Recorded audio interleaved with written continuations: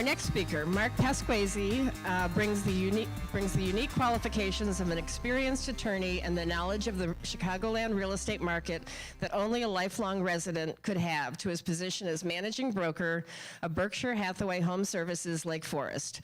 Using excellent leadership and communication skills and drawing upon his extensive knowledge of brokerage, transactions, and licensing, Mark strives to personally help each individual agent achieve their full potential.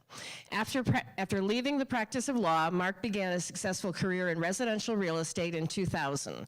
An Evans Scholarship recipient, Mark earned a Bachelor of Arts degree from Northwestern University and a Juris Doctorate degree from the John Marshall Law School. He lives in Lake Forest with his wife Amy and their 2 children, and he will be talking about the top 10 real estate misconceptions.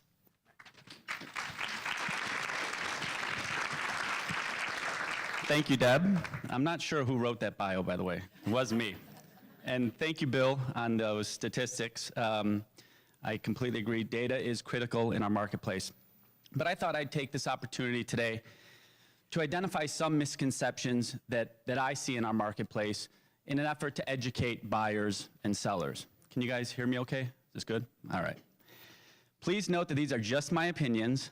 This is my little disclaimer. These are just my opinions.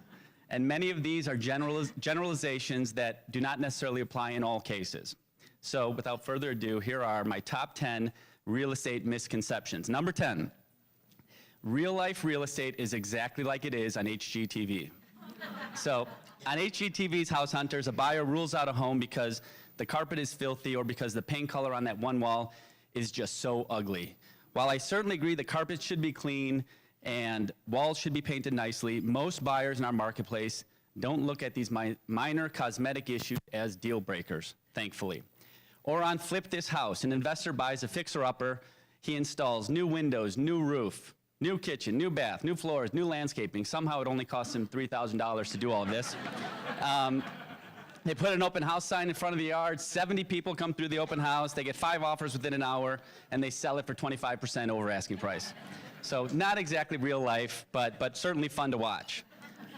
And don't even get me started on Real Housewives of Beverly Hills, but that's a different song. Number 9, during contract negotiations, a great strategy for a seller is to emphasize how much the seller paid for the home and how much the seller has put into the home. Bad strategy. Buyers don't care how much the seller has put into the house.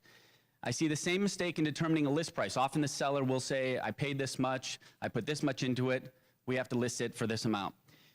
Current market conditions, going back to what Bill said, data should dictate what you list your home for and what it should sell for. Number 8, sellers should price their home high to allow room to negotiate down. In my opinion, you want to price your home as low as possible to what you and your realtor think your home will sell for. There is no need to leave room to negotiate. Pricing a home too high is the single biggest mistake that I see sellers making in our market. Number 7, if I interview 3 realtors to list my home, I should hire the one that proposes the highest asking price. So I hope people aren't doing this, but your decision on a realtor should be who you connect with, who you trust most, who you feel will do the best job in selling your home. Number 6, a seller's opinion on the price of their home is typically accurate. It's a little, poke at sellers, sorry sellers, but in my opinion, sellers tend to overestimate their home value by 10% or more. Number 5, when selling your home, you should completely depersonalize your home, removing all photos and personal items. And there's a difference of opinion in the marketplace. While I agree with minimizing, decluttering, and staging, removal of all photos or personal items can make the house feel too sterile, in my opinion. Some photos and personal items help turn a house into a home.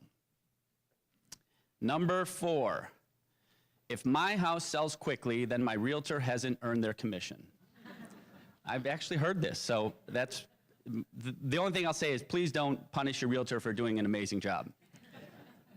Number 3, selling my home is so easy, I'll net more by selling it myself, first sale by owner, and saving the 6% commission.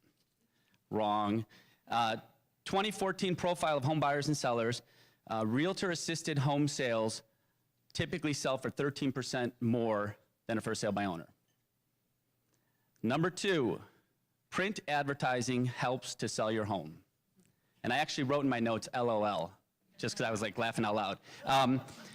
Print advertising helps real estate companies get their brand out there. It helps realtors get their faces out there, but it does absolutely nothing to sell your home.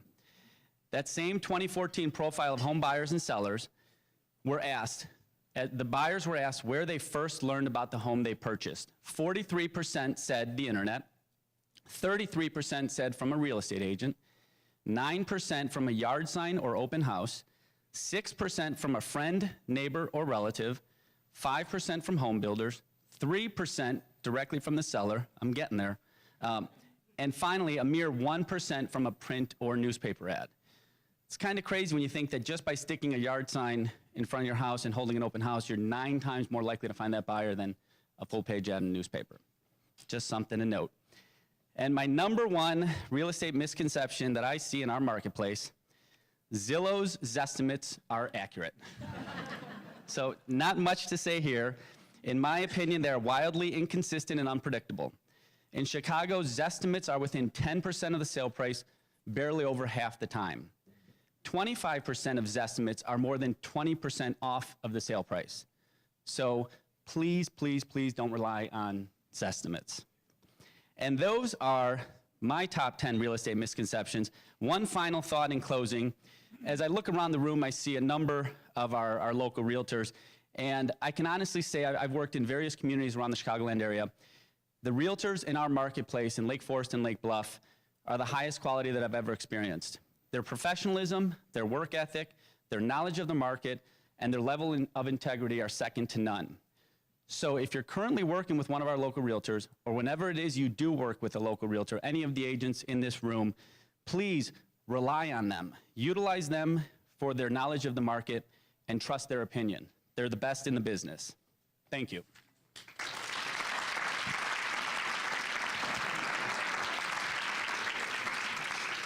Thank you, Mark.